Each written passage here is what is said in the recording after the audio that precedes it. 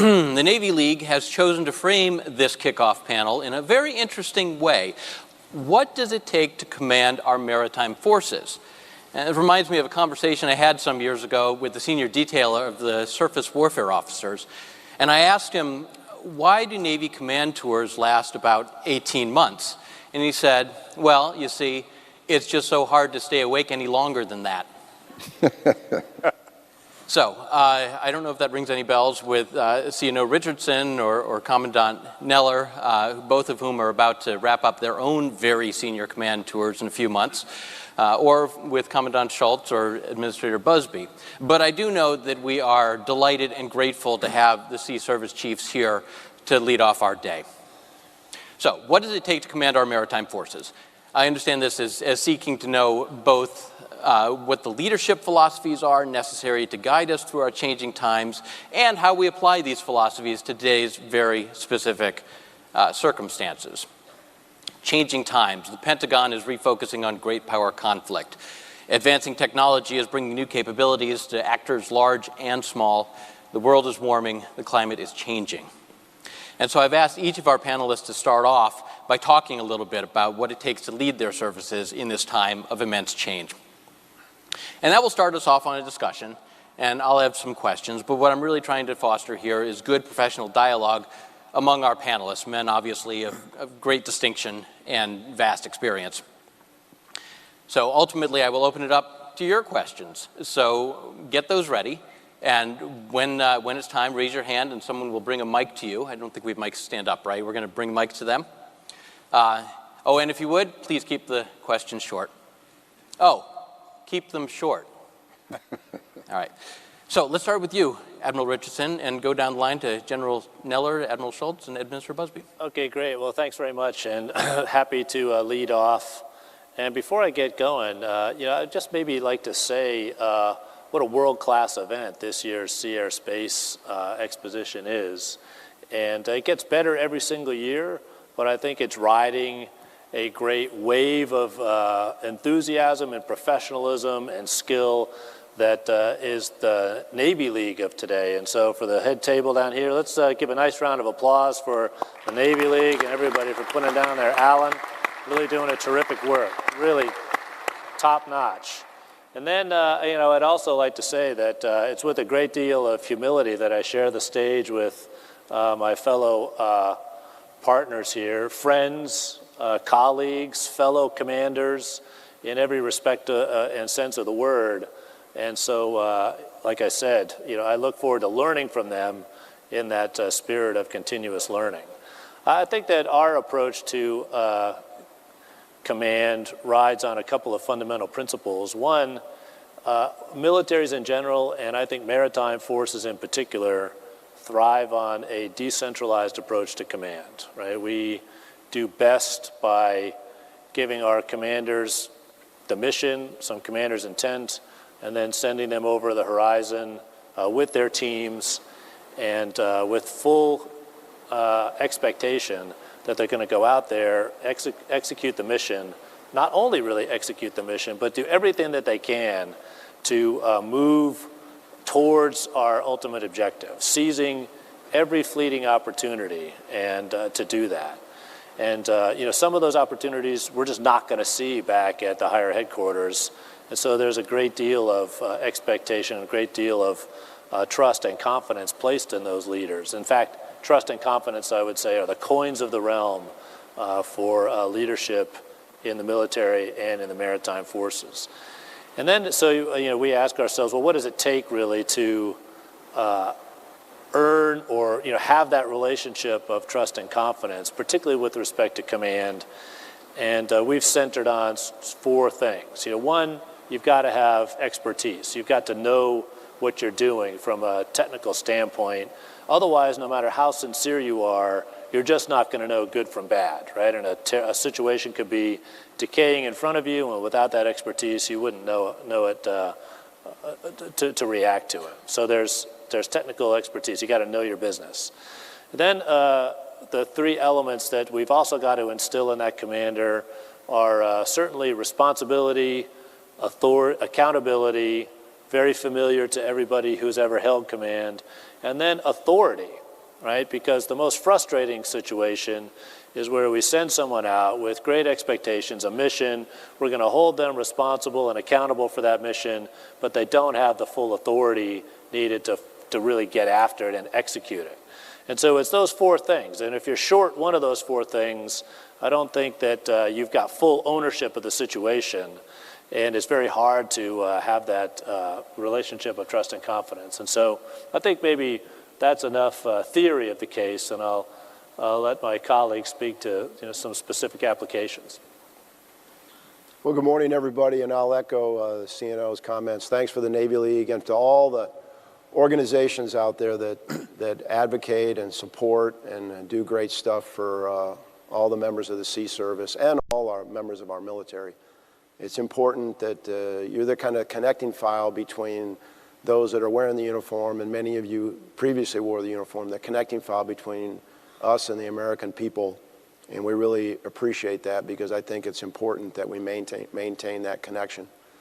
I think as you get near the end, and I'm not going to speak for the CNO, he's still got some time to go, but I've never been in a job this long because it was mentioned 18 months, man, that would have been wonderful.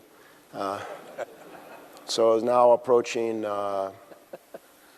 40 months, 42 months, 43 months, who's counting? But you kind of get 4 years. Yeah, it's kind of going to come up on 4 years, but pretty close. But you kind of get retrospective and look back and think about probably more than you should, the stuff you wish you had done as opposed to the stuff you did get done. I was out at the Quantico the other day and we're having a discussion about safety and live fire and ground maneuver, and one of the senior Marines there goes, well, you know, General, you're kind of like the village elder. This best is better than the village idiot, but so I guess I am the village elder because I am the oldest active duty serving Marine today. And you know, as you get here, you look back at what the service was like when you came in, and I'm not going to go down memory lane with everybody, but back to the leadership thing. You know, you don't know what you don't know. You think when you come into this office, you know a lot about the Marine Corps. But again, as people have said to me, hey, how's it going? I said, I don't know. I've never been the commandant before.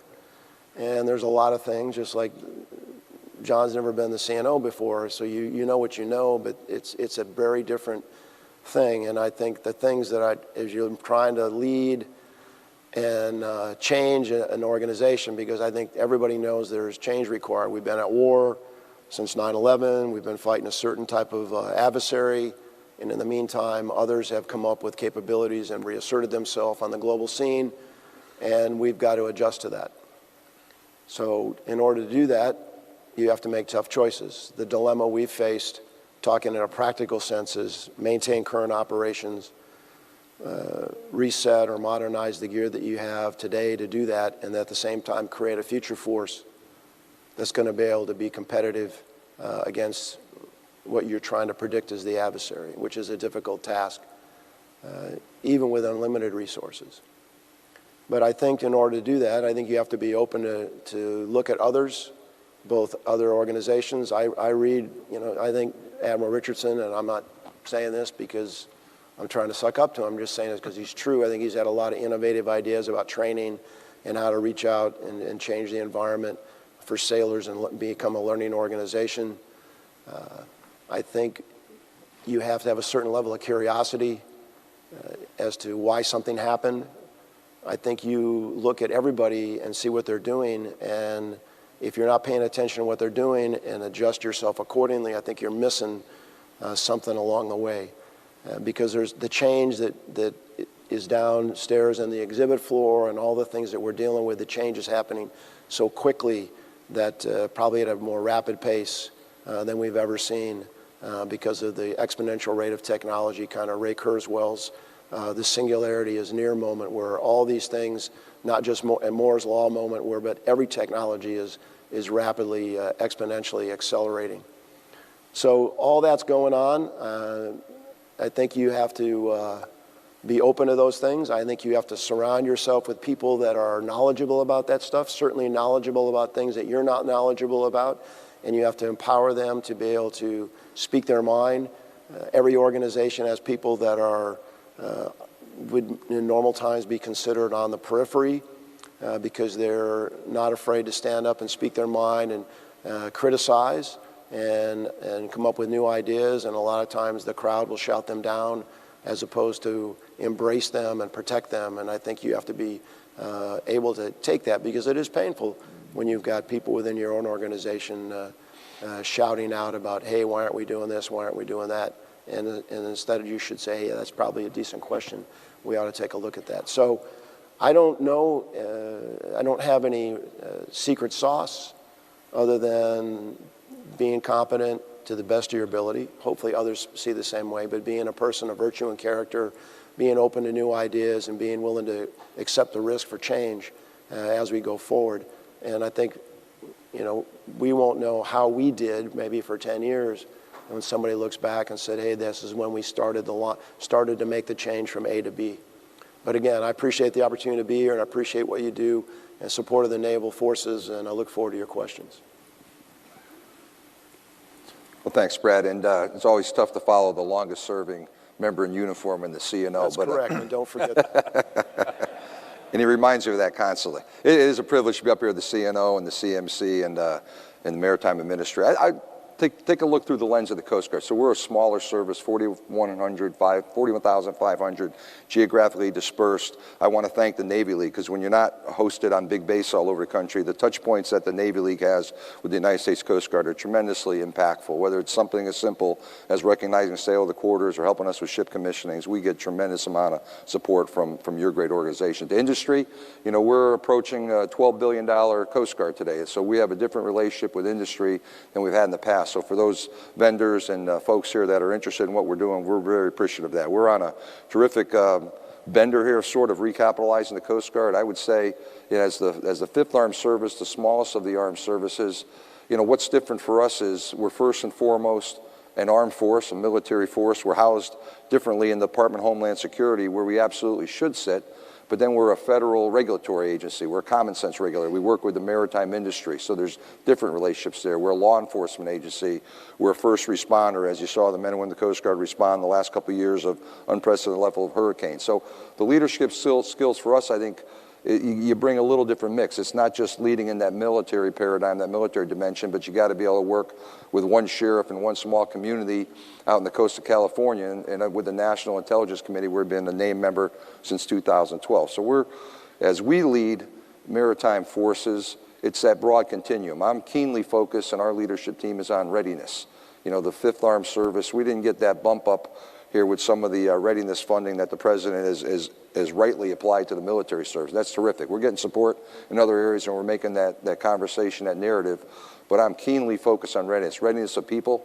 I think all the armed services are looking at an environment where there's a keen competition for talent.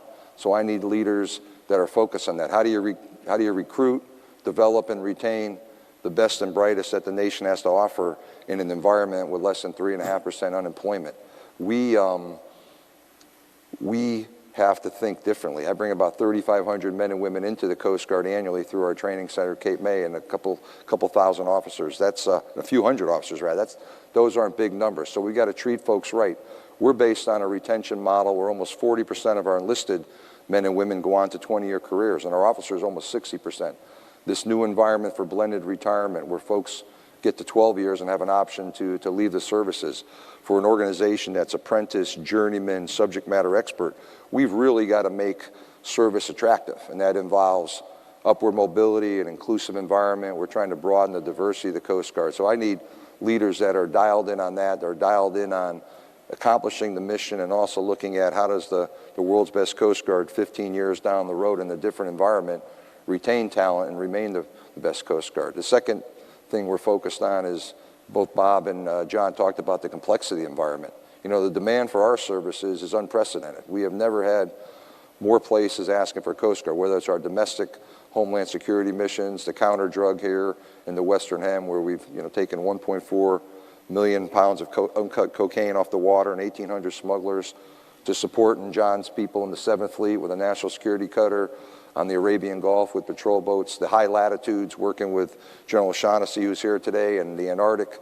We're a globally dispersed Coast Guard. So I need leaders that think through a broad aperture about how you take this unique instrument with broad authorities called the Coast Guard and apply it in support of the combatant commanders on an increasing, in response to increasing demand, and how you look at our legacy historic missions. We still rescue 24,000 people here domestically. We support the security in 360 seaports, 25,000 miles of inland rivers. That's about $5.4 trillion of annual economic activity tied to 30 million jobs, and there's a lot there. So we're an enabler of economic prosperity. And then lastly, I touched on it briefly, was just, you know, we're talking keenly dialed in on mission readiness, mission performance. It's mission excellence anytime, anywhere is what we call it as our third line of effort in our strategic plan. So I'm looking for, you know, leaders in the Coast Guard in a lead through leaders model like John talked about and Bob, you know, empowered leaders that make good choices, that understand the political context. You know, as a leader,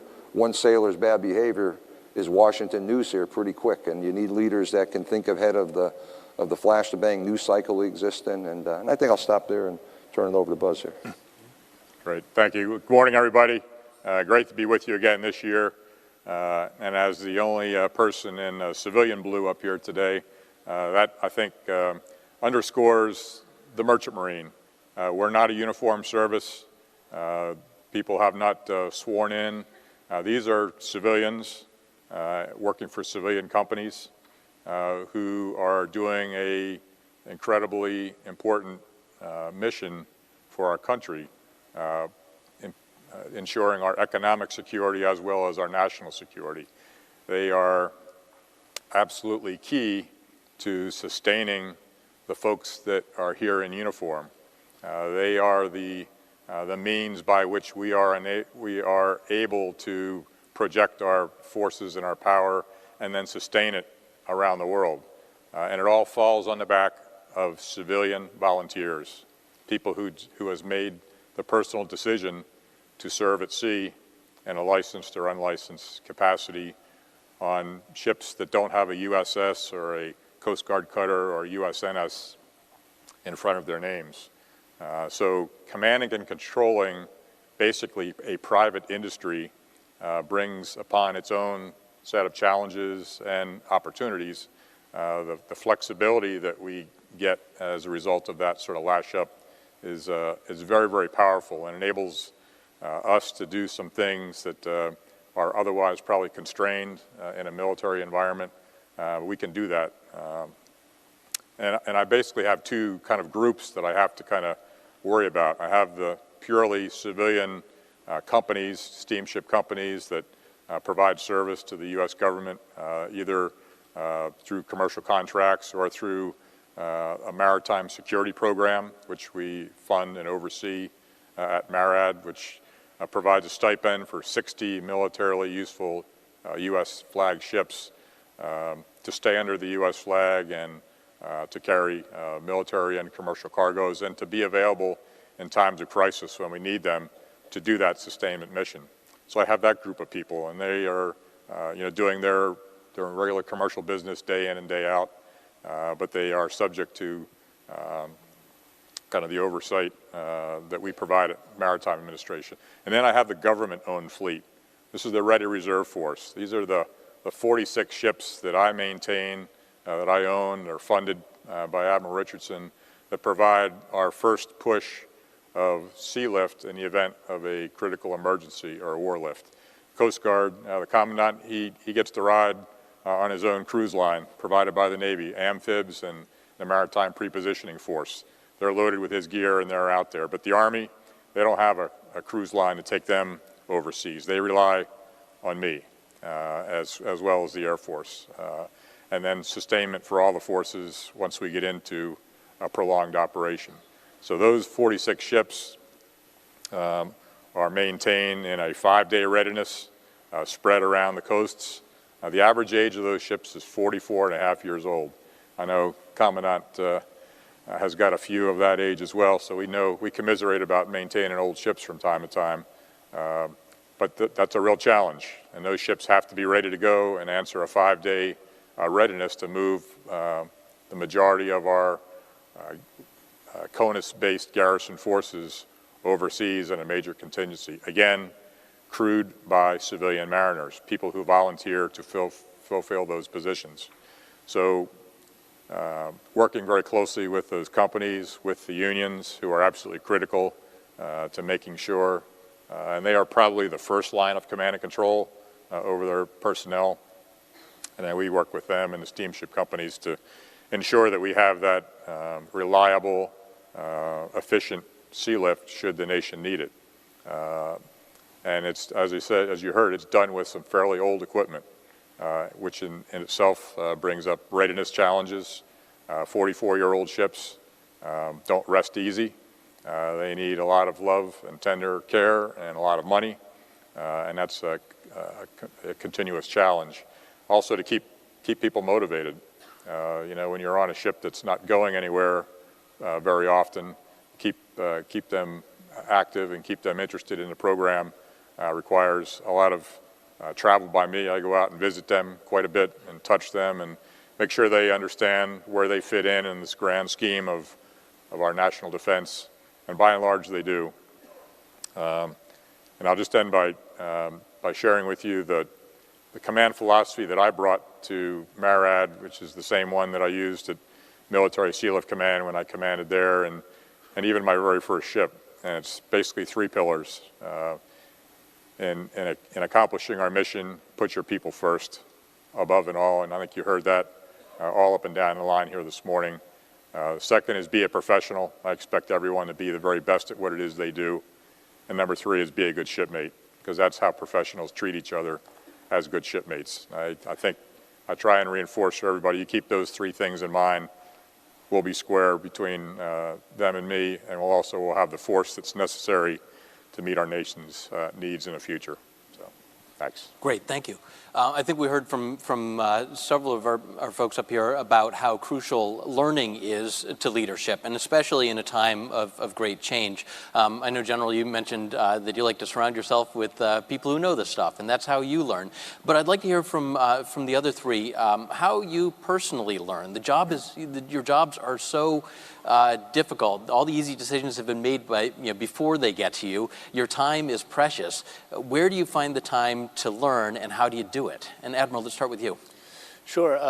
Well, first I want to say, and you got a taste of it just in the opening remarks, yeah, I learn a lot by spending time with folks like General Neller and the rest of the team up here. And so, the connections between leaders, I would say, are absolutely treasures, right? To make sure that we can learn from one another, and learn from one another not only from a professional standpoint, sort of a technical standpoint, if you will, but also, there's at every level of command, I think, the group of people that you can really share lessons with and share issues with gets smaller.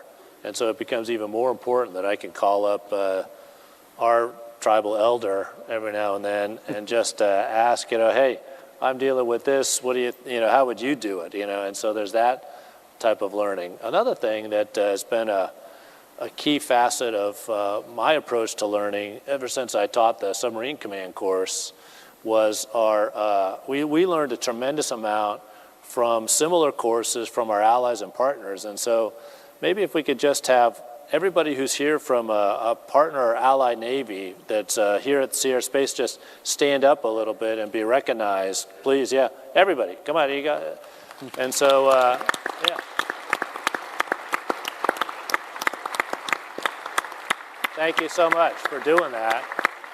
And, well, I'll tell you, around the fundamental principles of command and what the job we have to do is, our different approaches, that are defined by our different circumstances and different nations.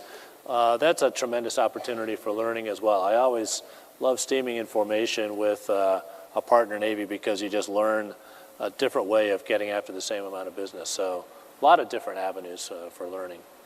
Yeah, Admiral Schultz, you want to tell us your? Yeah, I would say piggyback on John. For us, a little bit of my foreshadowing about the organizations, the touch points. For me, you know, there's learning inside the lifelines, and as a comment, I said, you come to this job, you don't envision one day being the commandant of the Marine Corps or the Coast Guard, the CNO, and then you're there.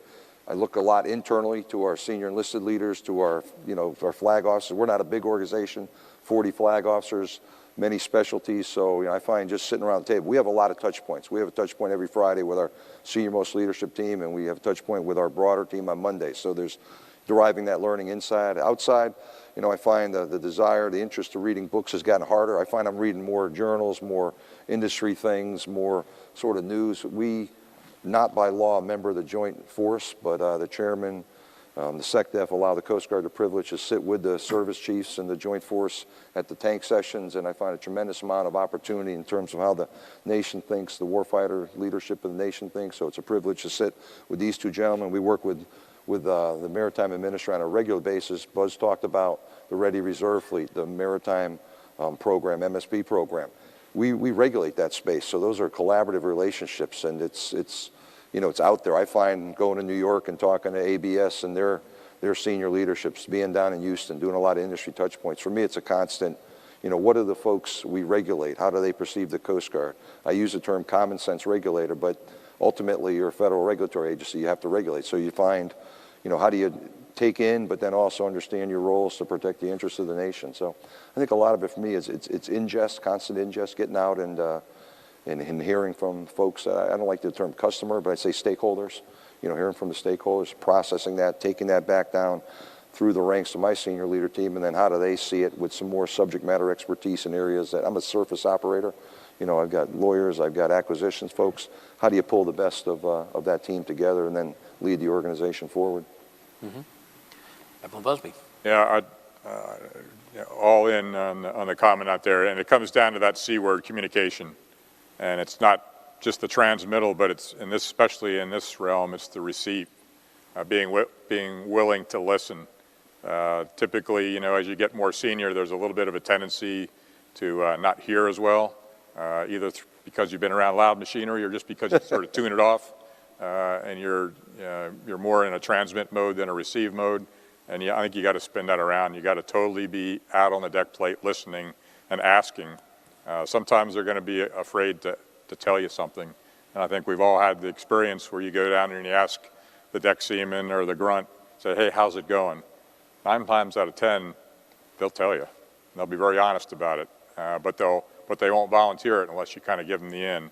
I learned more about this industry that, you know, I now find myself in charge of that I thought I knew a fair amount about. You know, I went to the Merchant Marine Academy and I had my roots in this industry, and I've kind of kept one foot in it over the years. But I was in the surface Navy for the better part of my life. So, you know, coming into it thinking that I knew what I was getting into, you know, maybe not so much, especially when I went down and started going aboard ships and asking how things are going and what are your challenges and how does this work and policies that we're putting forward, how's that really affect you?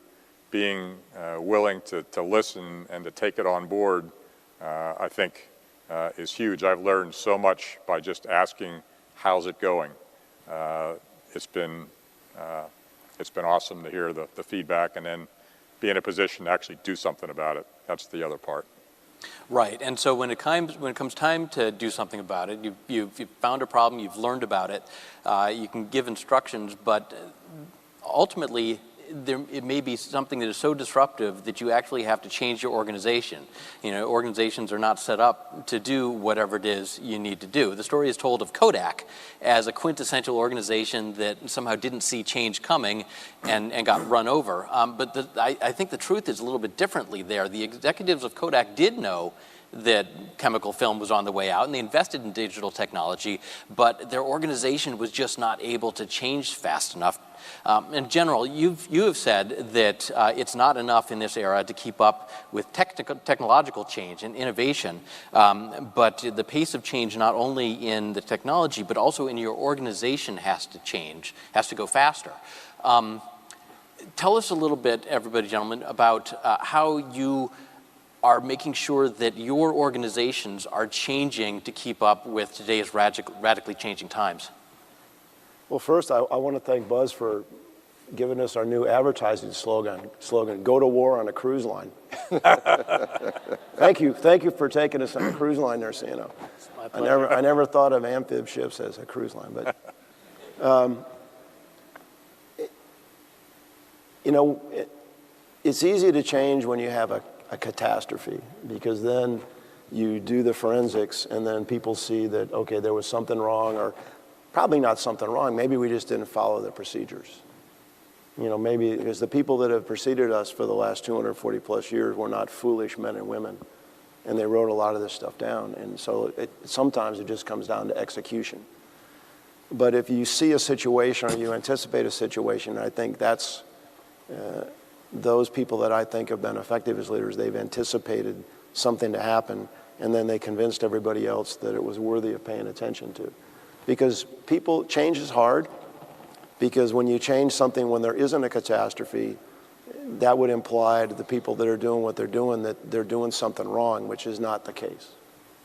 So you have to explain, hey, look, what we're doing, and we did what we did it well, but the situation is going to evolve over time, and here are the signs that we see.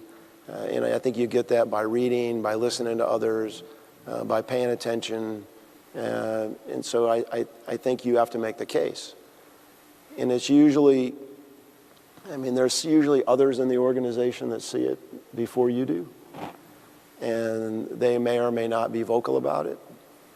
And there's always risk there. Because as I said, prepare for something that you're anticipating doesn't take away the fact that you have to do stuff day to day. The day-to-day mission is not going to go away. And so there's risk if you take time and effort and resources away from day-to-day and focus on something that you anticipate. But when the signs become so clear, you have no choice. I think most people will get on board.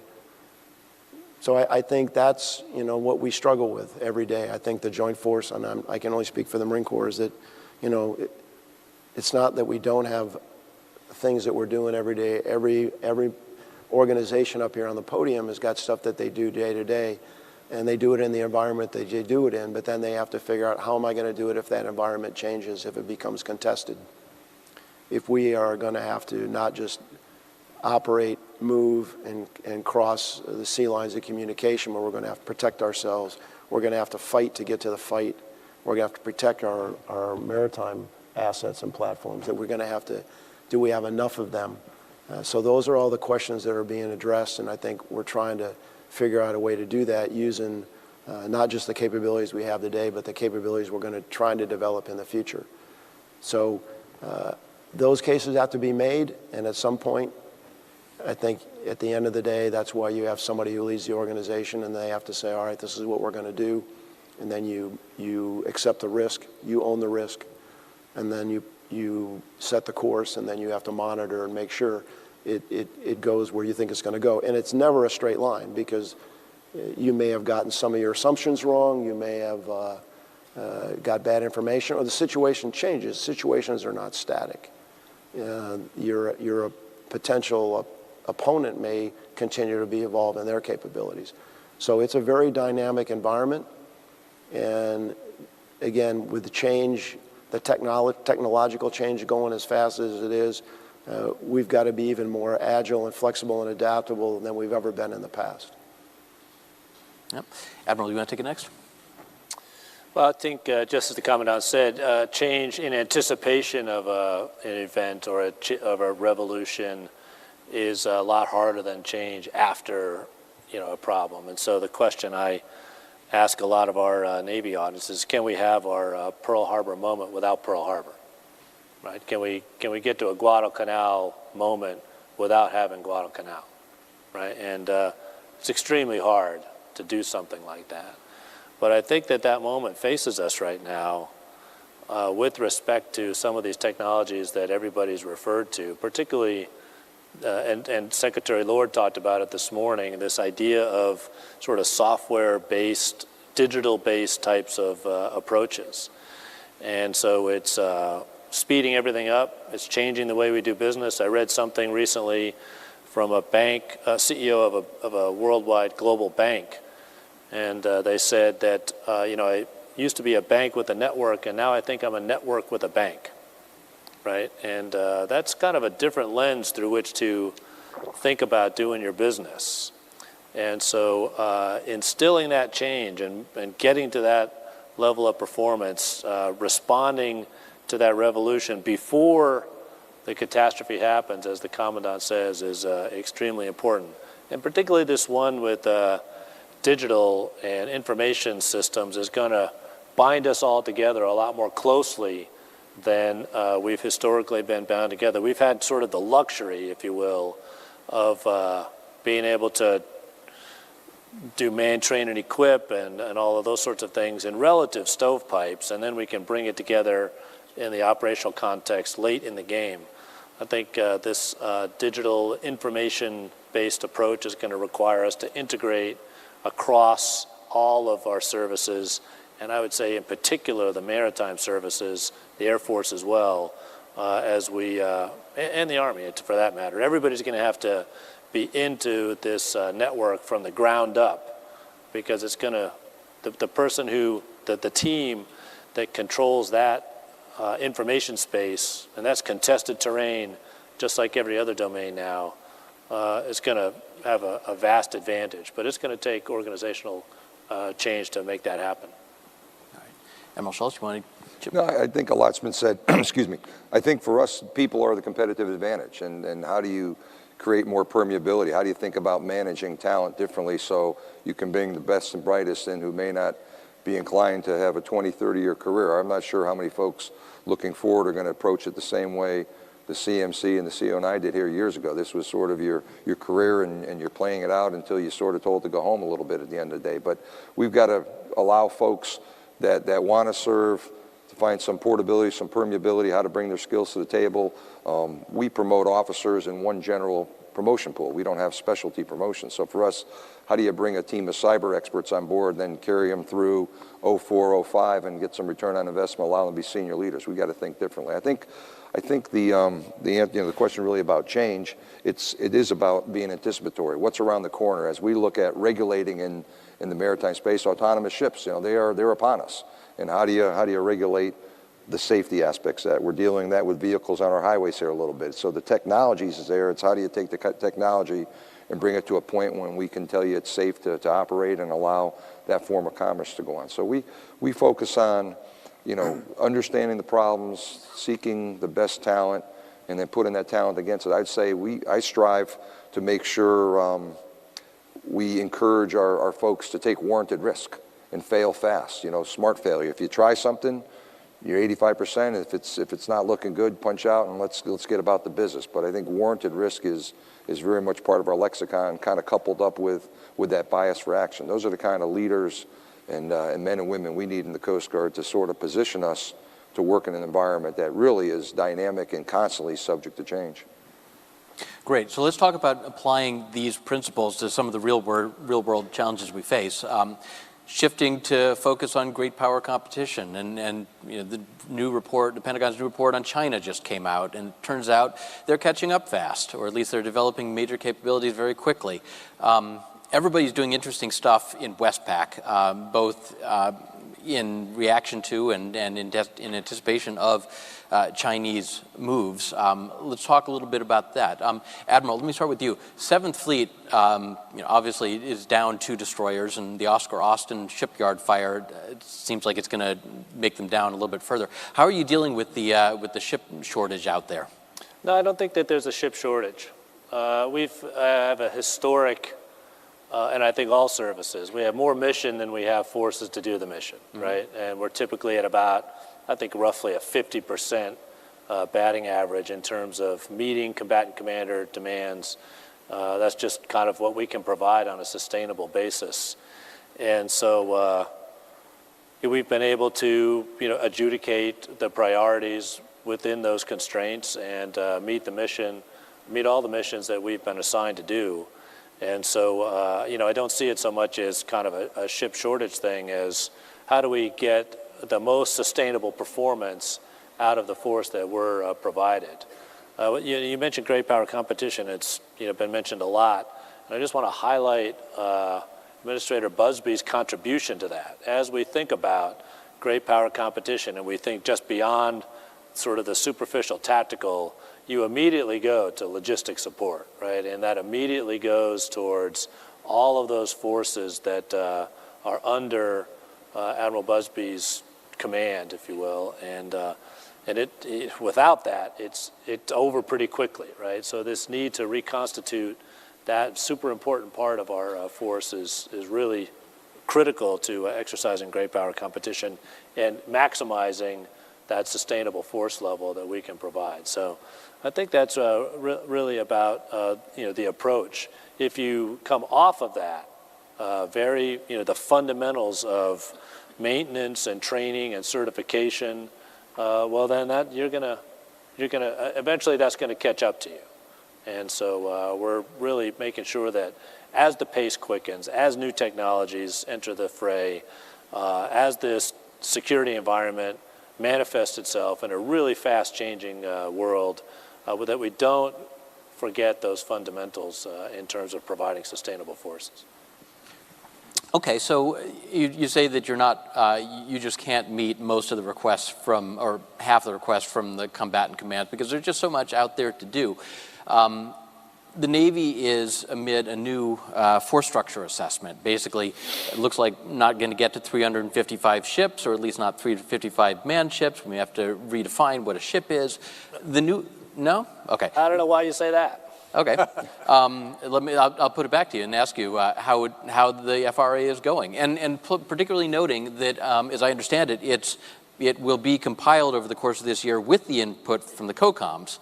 And if they are already not getting half of their missions met, what's the new FRA going to look like? Well, this force structure assessment is going to do exactly what you said. It's going to continue to update the Navy that the nation needs to meet the global responsibilities of the United States of America, and then the Navy's contribution to meeting those responsibilities. And so last time we did this was in 2016. That was what resulted in the 355 ship number. There's a lot of structure inside of that 355 ship number, 38 amphibs, 66 submarines, et cetera. And so it's important to understand that structure. And so much has changed since 2016 even, right? I mean, this thing is not ancient.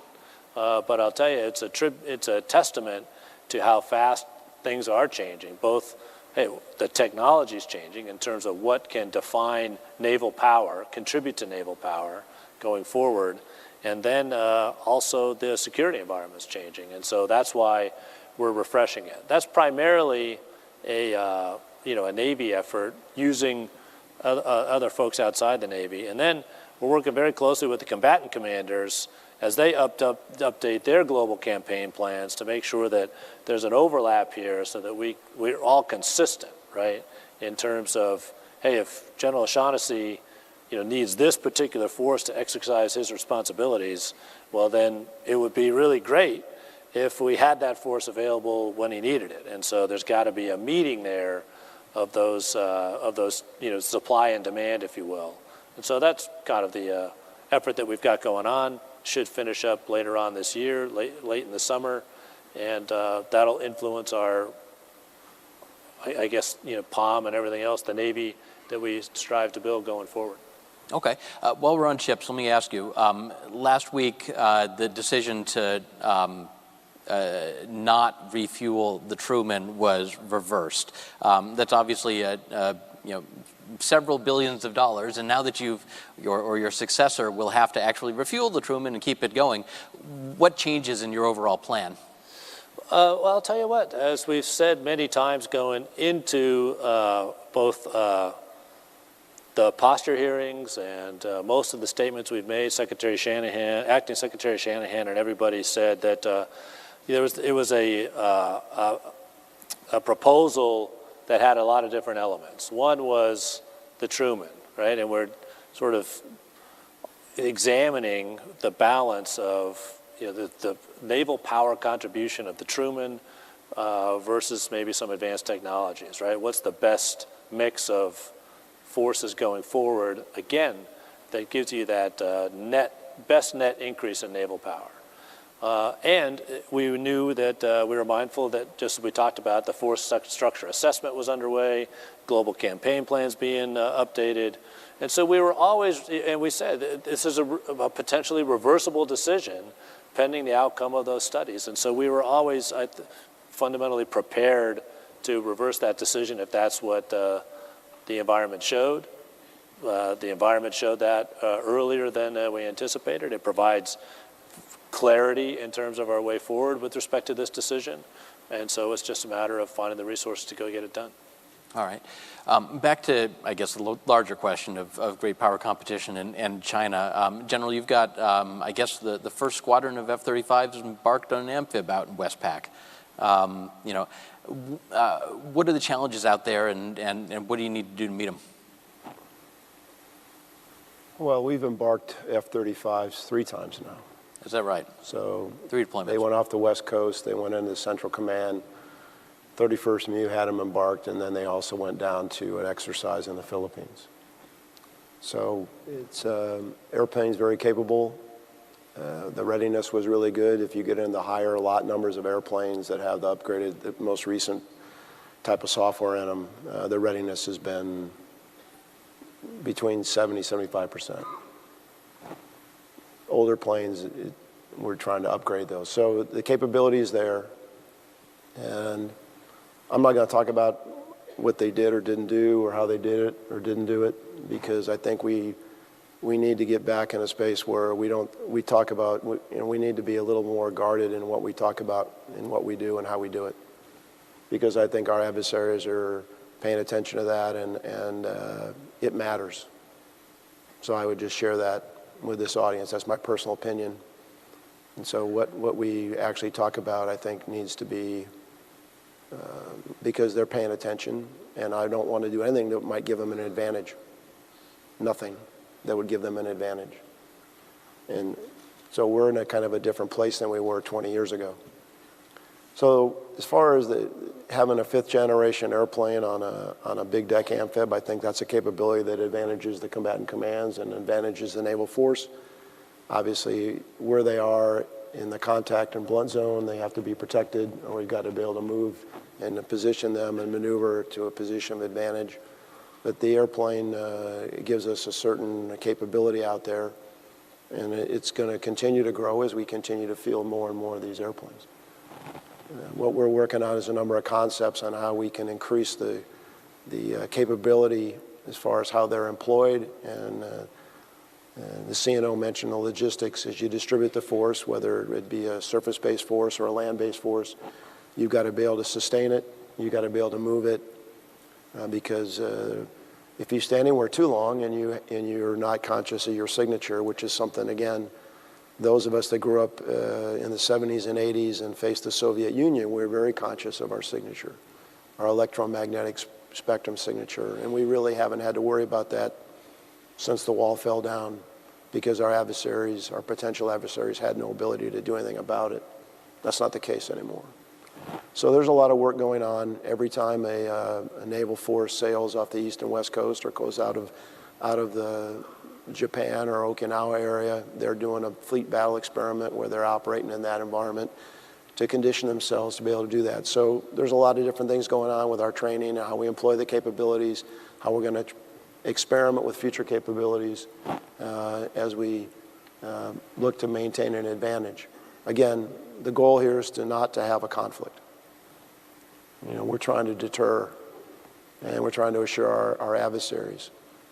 But in the Pacific, there's a lot of competition of different levels, mostly economic competition.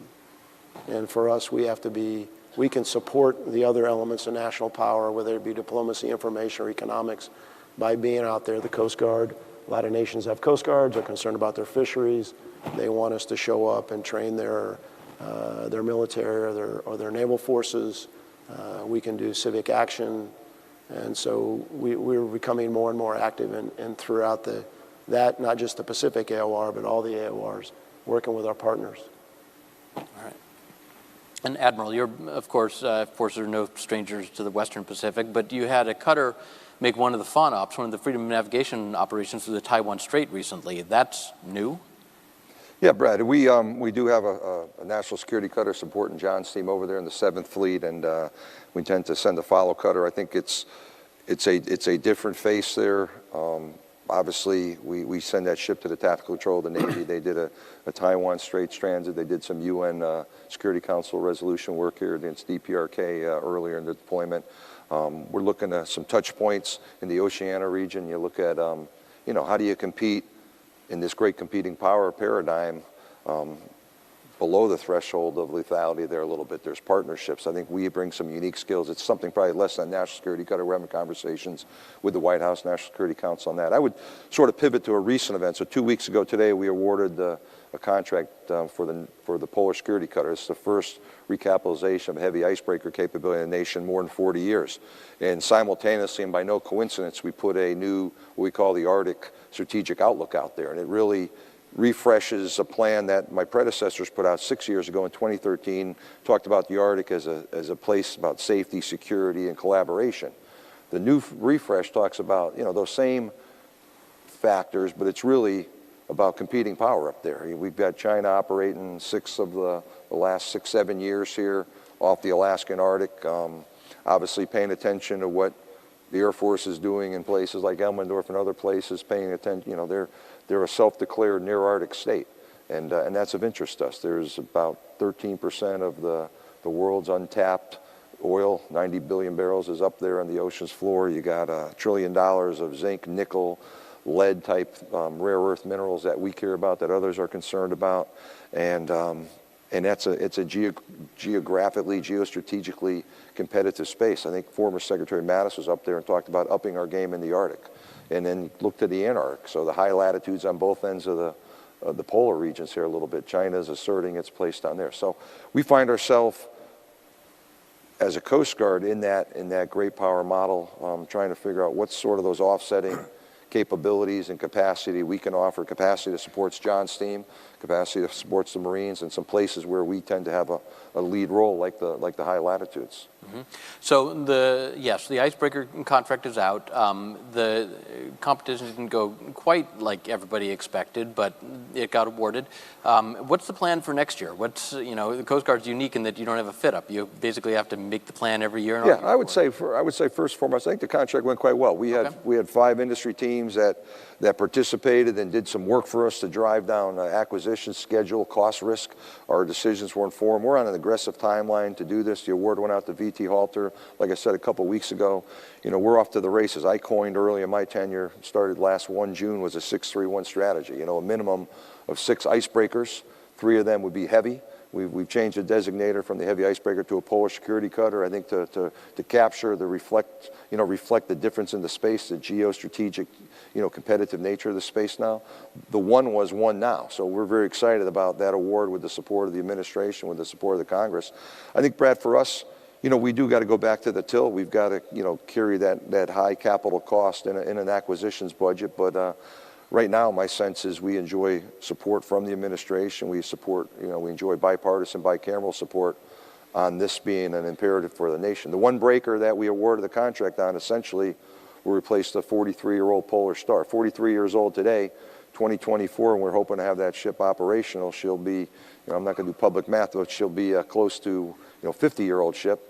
And we got her on life support, but the first Polar security cutter is going to go down and break out McMurdo Station. It's the second and third hulls or subsequent hulls that give us some increased presence in the high latitude region. And I'm fond of saying that presence equals influence up there. When we're not there, others are, and there's increasing activity in the high latitude regions. Are you looking to award the second hull, third hull in the next year? Yeah, we're looking to. There's money in the 20 budget that keeps the program moving forward, and then the 21 budget will be another big tranche of money to get after award the second and the third. So between now and 2027, 2028, we're hoping to field at least three of those Polar security cutters and have further defined the strategy for the nation here on what the real needs are. All right. Administrator Buzby, CNO alluded to your vital role in transporting forces. Last year, you said we're on the ragged edge of being able to conduct a large-scale sea lift operation to move our combat forces overseas. That was a year ago. Revisit that statement. Well, I could say the same statement again this year, I'm afraid. We have not in terms of actual numbers, gotten any healthier. We still have about 81 U.S. flagged internationally trading vessels in the world today. We still have 60 in the Maritime Security Program. We still have our 46 Ready Reserve Force ships plus 15 that Military Sealift Command operates. The thing that has changed a little bit is the readiness of those ships has slipped even just a little bit more since it was last year. Manning-wise, we're about the same. We still have, we believe, about a 1,800 or so mariner shortfall for a prolonged sea lift effort. But really, things aren't going to get markedly better until we start getting more ships online and some newer ships online.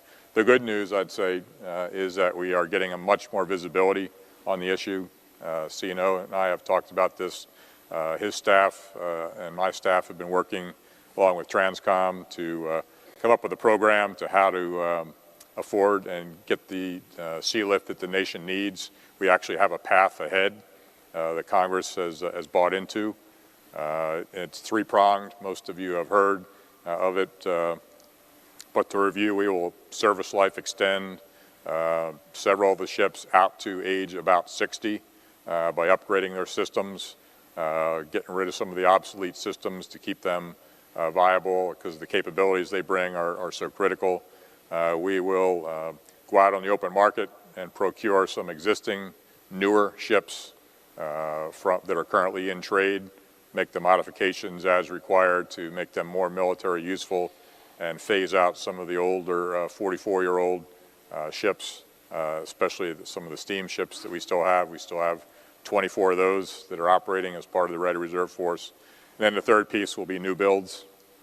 And as you all know, the Navy has a pretty large order book and a lot of plans for building a lot of ships, and we have to kind of prioritize properly where sea lift should fit in to that. And again, we're working with CNO staff to figure out what's the right type of ship to buy, what's the right quantity to buy, and when to phase them in. So I guess the good news is, while we still are a bit on the edge on being able to provide a solid sea lift over a long period of time, we're moving in the right direction, and we have plans in place to get us there. All right. I've got about one more question, and then I will turn it over to you folks. So please get your questions ready, and we'll be there in a second. Last question before we open it up. Let's talk climate change. We've got many other threats in the world: Russia, China, ISIS, North Korea. But climate change is, at this point, inexorable. It's coming for our bases, our coastlines. It's going to exacerbate resource competition in many, many ways. How are your services grappling with this, and do you need to do more? Well, as I see it, it's primarily going to impact commercial ports where we operate in and out of. We have 17 strategic ports located around the country, which will be our powered projection platforms. That's going to be where Army and the other services bring their gear to load aboard our ships to take them overseas. So as I go around to visit those various ports, I typically always ask, what are you doing in terms of making yourselves more resilient as the waters rise? And are people doing enough? Well, they're doing what they can. I do see evidence of things being raised to higher levels. A lot of electrical systems and electronics are being moved to higher platforms as they're being rebuilt and redone. Some areas it's more difficult than others. Down in Hampton Roads area where I live, it's probably one of the more challenging areas where you have not only sea rise but land sinkage. So it's coming together even more quickly. I know the Navy's, with the base down there is challenged with figuring out how to do what they're going to do. But again, as I go around, the ports are aware of it, and to the extent they can, are taking action to try and mitigate for the future. Mm-hmm. Admiral Schultz. Yeah, I would say, Brad, Similar. We're in a good phase in terms of shipbuilding. I talked about the Polish security cutter. We're building national security cutters funded through 11 hulls. We started cutting steel with Eastern Shipbuilding Group in January for 25 offshore patrol cutters. We're building out a program of record of 58 fast response cutters. With that, there come home port upgrades. You know, we fund that through what we call major acquisitions, shore infrastructure. So each location we go to where we have to look at, you know, our facilities, the piers, you know, we have to have our engineers really factoring in what do we think those, you know, I carry about a 1.7 billion backlog for shore infrastructure. So when we get a bite at the apple, we're investing for probably a half century here a little bit. So we need to inform our thinking now with the best knowledge we can, and I think we're bringing that into our design work and our thinking, and pivot up to the high latitudes again. You know, folks like, well, if there's so much climate change, and that's, you could argue all sides. I'm kind of agnostic to the science, but you know, there is a demand signal up there. There is ice right now. We're up there, you know, in the shoulder seasons. As I said, the one breaker goes to Antarctica, but you know, that increased presence. It's not year-round access, even if you had a fleet of Polish security cutters tomorrow. It's increased access through the seasons up there a little bit. So we're informing all of our thinking about the topic of climate change. All right, General. You know, we're still recovering or haven't recovered from Hurricane Florence last September. So it's not just the level of the water, which I think is an issue. It's the storms. And are we prepared for all, whether it be fires or floods like up in Offutt Air Force Base in Nebraska. So we know that all the new buildings suffered no damage. So you're going to have to build buildings to a different standard because we're a naval force. We're part of the sea service. We're going to be at or near the coast. So we have to be somewhere where we can get to the sea. So the over $3 billion bill I got at Camp Lejeune, or we have at Camp Lejeune, is hopefully Congress appears there may be some sort of supplemental to address that and other things like Tyndall and other places.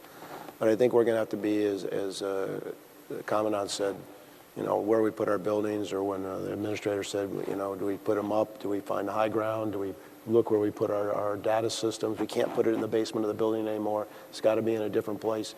You have to have different design specifications.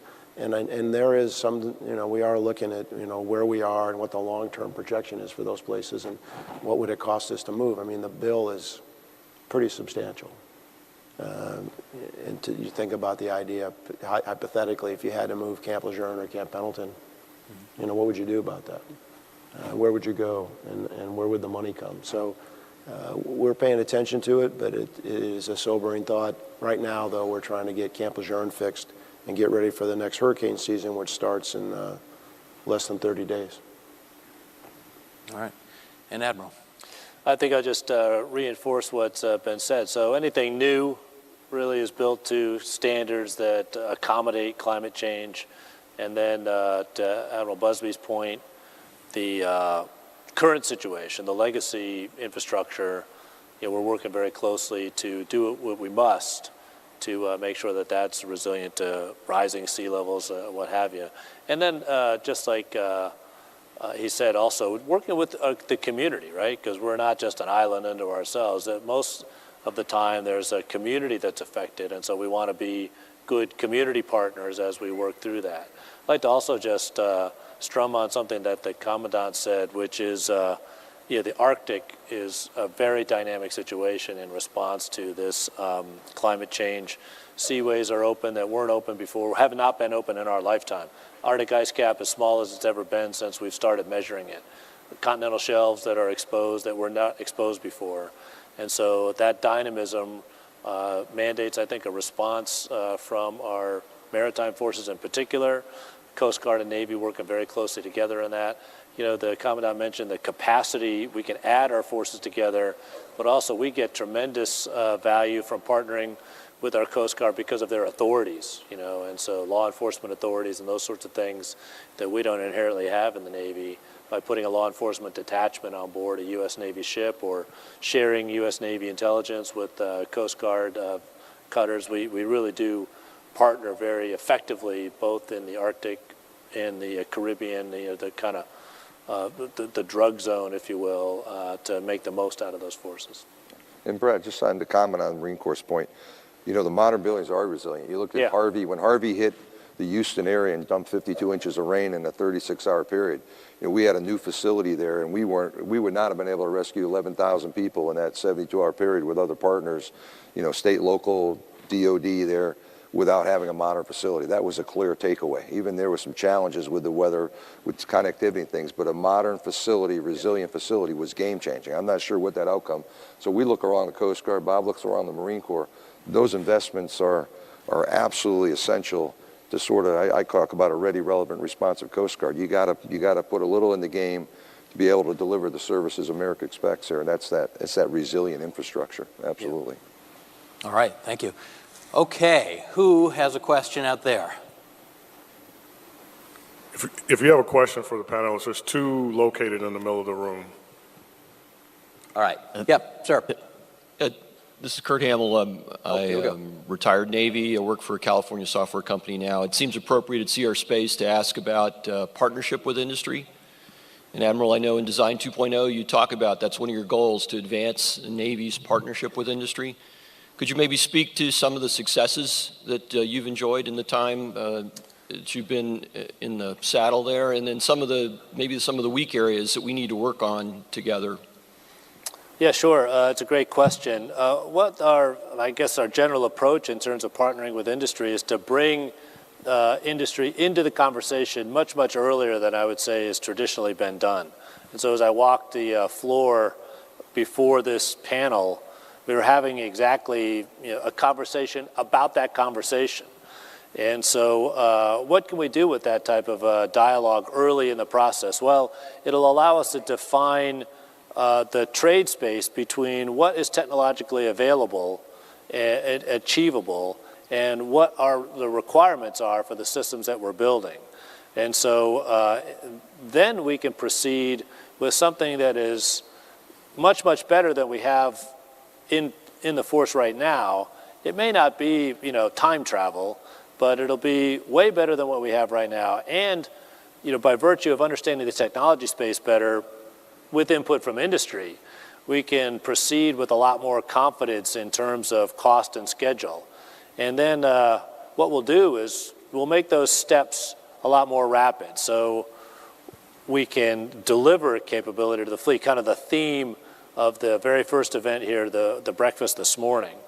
And so some near-term successes, I would say, the MQ-25 is one of those things where we brought all of industry in very early, and we're going to go, put something that was defined in 2018 that'll integrate into the air wing starting in as soon as possible, but around 2023, 2024. That's faster than aircraft programs have been going for some time. I would say that the frigate is another example, conceived of in 2018. We're going to let the contract to start building that ship in 2020. And a lot of that success was achieved by bringing industry in faster. I'll tell you, I will just echo what Secretary Lord said this morning, is one area where we need to, I think about this differently is in the acquisition and maintenance of software, right? And so the whole private practice, the state of practice in industry, you don't buy software like you buy a ship or an aircraft. And so creating that special environment, authorities, colors of money, whatever it might take, so that we can achieve and maintain software, which is, as I said, so important to our way going forward. We need to do that so that we can maintain the pace required to stay ahead in that regime. All right. Sir. Thank you. Thank you. John Harper with National Defense Magazine. I have a question for Admiral Schultz and then a question for Admiral Richardson. Admiral Schultz, I just wanted to clarify something you were saying about the FY20 and FY21 funding. Did you say you are, in fact, planning to award contracts for the second and third icebreakers in FY20 or FY21? No, I think on FY20, the President's proposal has about $35 million for the Polar Security Cutter program. So that keeps the program marching forward. We're obviously in the build phases here within the administration for the 21 budget, but in the 21 and beyond budgets, you'll see larger asks here to get after the the second and the third polar security cutter. Ideally, on our projected, if you look to our capital investment plan, our SIP, you'll see between now and 2028, we'd hope to deliver on those first 3 polar security cutters. So 20 is bridging money, program management money, keep the program moving forward. I anticipate, and not getting ahead of the budget process here in Washington, but 2021, you can anticipate a larger ask, and you know, we're tied in here with the integrated project team we have with John Richardson's folks at the Pentagon, and that's sort of the puts and takes on the budget there.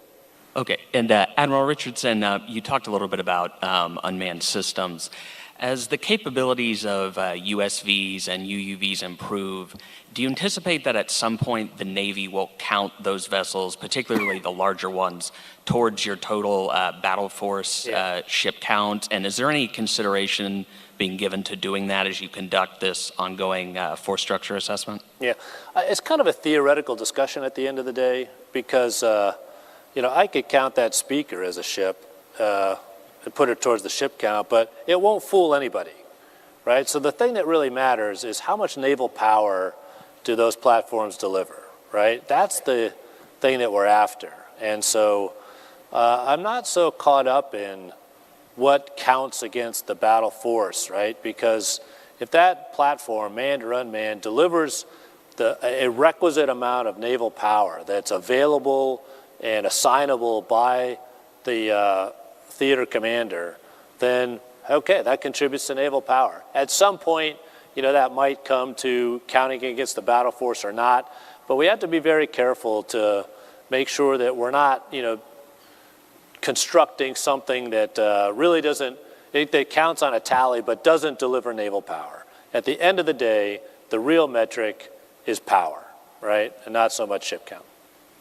Okay, right. So just as sort of the flip side of that coin, you know, regardless of how, you know, the unmanned systems go towards that total ship count, you know, as you bring more of those capabilities online, do you think that that could reduce the requirement for, you know, total numbers of other classes of manned ships potentially?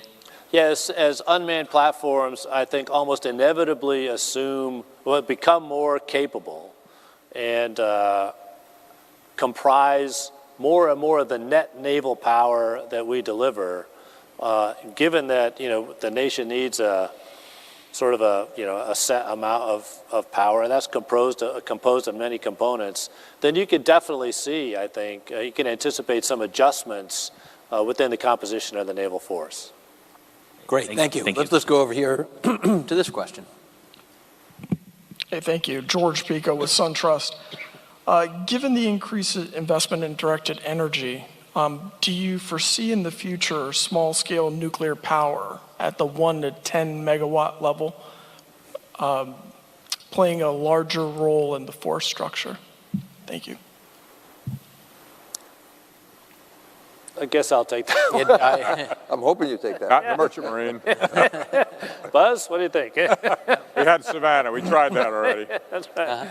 All right, let's have another question back here. Hi, I'm Paul Schenkman with U.S. News and World Report. Admiral Richardson, I'd like to ask you a little bit about some news of the day. The National Security Advisor to the President announced last night the deployment of a new strike group to the Persian Gulf and bombers to the region as well in response to a threat posed by Iran. Two questions for you, sir. Was this a pre-planned deployment or in response to some new threat? If so, what is that threat? And what do you expect this deployment is going to achieve? Well, the Abraham Lincoln Strike Group was, planned to deploy for some time now, and I think that this recent news is a great demonstration of a concept that we've been all kind of getting after, which is dynamic force employment, and it's particularly germane to naval forces, which are dynamic by their nature, right? So a ship, a strike group, an amphibious ready group, a Coast Guard cutter, these are maneuver forces by design. They're designed to move around the globe very fluidly in response to changing security situations. And so, I find it very encouraging that while the Abraham Lincoln Strike Group was out exercising in the European theater, if the dynamic changes and national leadership requires or requests that orders that force package to go to a different theater. It's really just a matter of how very fluidly and dynamically getting all of that power to move to that theater. So has the security situation changed with the Iranian government? I think if you just read Secretary Bolton's remarks, you've got the answer to your question. Thank you. Great, thank you. Over to this side. I'm Anthony Canseco. I'm employed by the Military Executive Command. I recently acquired my Chief Mace license. My question is for Admiral Richardson. I've been working, I was attached to the Fitzgerald and John McCain, and my question is, what result, due to those collisions, what new training has the Navy implemented for their young officers? Because if that happened on my watch, my license, I would very well lose my license. Yeah, I'll tell you, it's a very long answer to that question. You read my congressional testimony, it provides a lot of that. But I will tell you that we've really revolutionized or overhauled training, both from a career standpoint, so that each one of our officers, particularly surface warfare officers, are spending more time at sea to get the experience that they need, more time in school to get the training that they need. And then in fact, just walk the floor, you can see some examples of the great trainers that we're delivering to each of the fleet concentration areas. That allows not only career training, but also allows team training for each of the ships in those different home ports. And so you see a much, much more robust approach to training now. And then, very important, a more robust approach to assessing that training as well. So it's just not, you don't get full credit for participation. You've got to, pass the exam as well. So, really a comprehensive approach so that we can move, certainly to be safe to operate, then to, be executing all of our missions, moving into a climate where we're really trying to achieve best ever performance out of our surface ships. Thank you. Yeah. Right. Hey, I got to rewind too. I think I said Secretary Bolton. I meant Ambassador Bolton, of course. I apologize if I misspoke. Yep. Right. Rafael Ortiz, Reserve Organization of America. Gentlemen, first of all, thank you very much for coming and presenting, talking, and be willing to put that bullseye right in the center of your chest.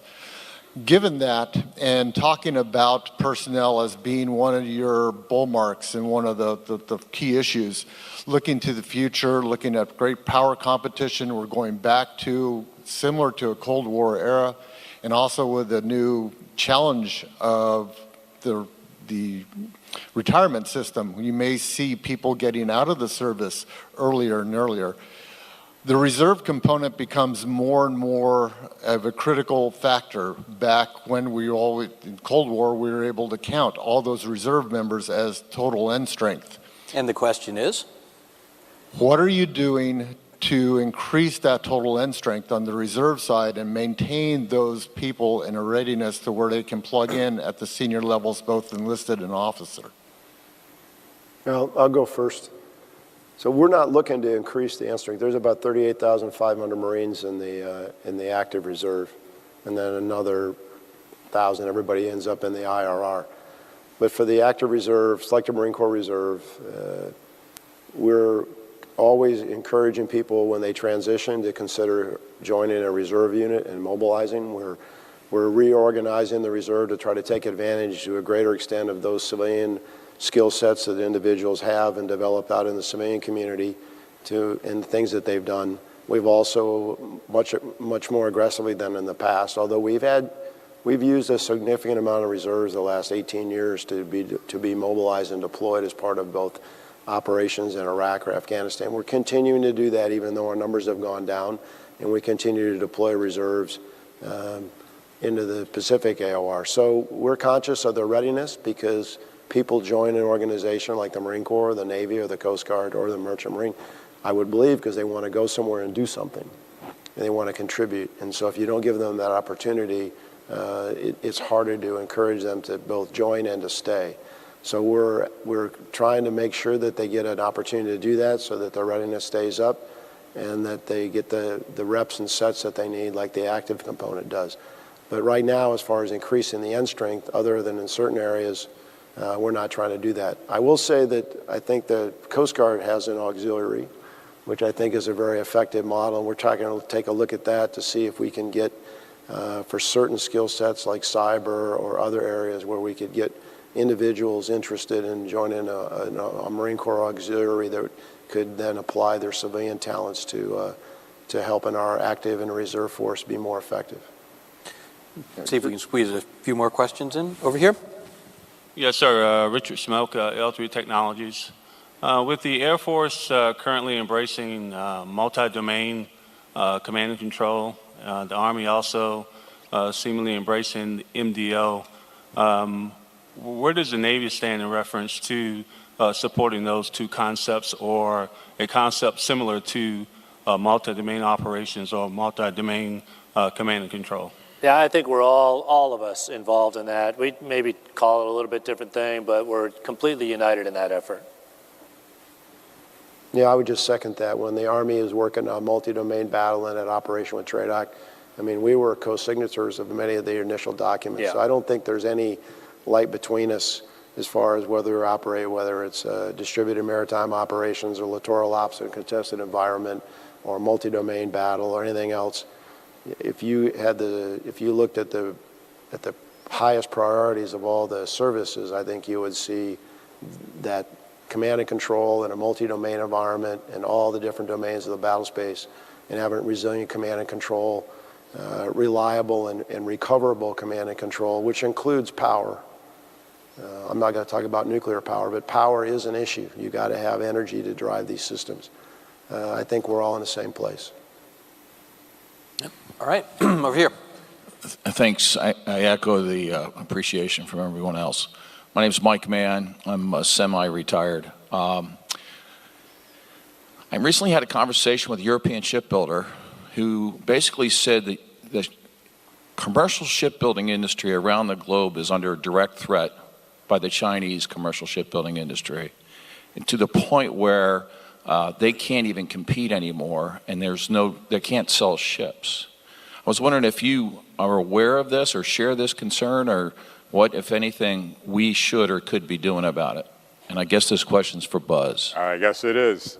Thanks, Mike. Yeah, that's kind of the way that we're seeing it as well. Even the Koreans, who have been, real leaders in shipbuilding over the years, are getting very nervous that the Chinese have come on so strongly and are so heavily underwritten by that government for those shipyards to go forth.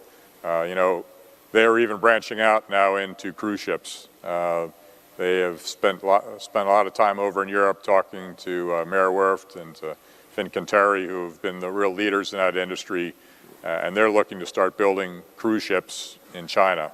Well, stand the heck by. They're ready to take over that market as well. It is very concerning. The reason that there still is shipbuilding going on in our country is because of government contracts and the Jones Act. Those are the only two reasons why we still have shipbuilding and ship repair going on in this country. Otherwise, it would all be overseas too, which I think underscores the importance of our government shipbuilding programs and double underline the Jones Act. All right. I think I see two more over here. Can we squeeze these in real fast? Sure. This is for Admiral Richardson. First, thanks for your service to our nation and to our Navy. You mentioned that decentralized command is kind of the fundamental command philosophy, but command and control technology has obviously changed since John Paul Jones's days. So how do you balance desire of higher commands to want to be involved, yet still give the float 05 commander the decentralized authority that has been the bedrock of our naval tradition? Yeah, no, I think it's a great question, and what it takes is a little bit of appetite suppression from that superior commander to make sure that that subordinate commander is allowed the chance to develop. And so it's time-tested ways of getting about that in terms of defining, how much risk, if you will, you're willing to cede to that subordinate commander, and then to let them operate with their full authorities inside that, operating space, if you will. And I'll tell you what, if their immediate response or immediate instinct is to get on some kind of a cellular phone and try and call the boss, well, you're probably breeding habits that aren't going to serve us well when operations go down and the first point of attack is the network. And so that network will degrade. We're going to make sure that any enemy's network degrades worse. But at that lowest point of network connectivity, we're going to need to operate in a distributed manner, governed by commander's guidance, commander's intent, and then heal that network faster than our adversary as well. And so I think that it's really, you've got to be much more deliberate about it now, because it's so easy to reach out and touch that person.